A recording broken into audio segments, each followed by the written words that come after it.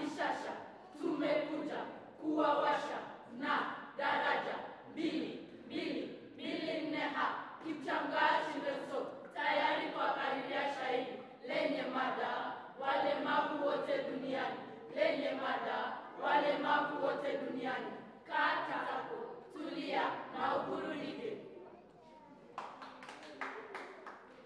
Walemavu wote duniani, tuko hapa kwa pamoja. Haijalishi mlemavu aina gani, yaliyowapa mashaka maishani. Yesu twakuomba, wasaidie walemavu.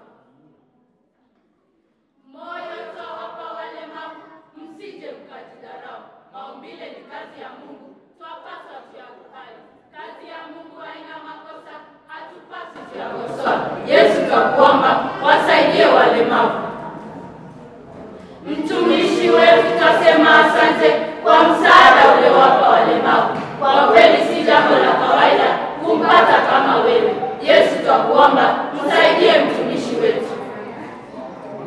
Nasi jamii twalikuja tayari kuondoka. Ni mengi yamesemwa, yamebaki kutekelezwa.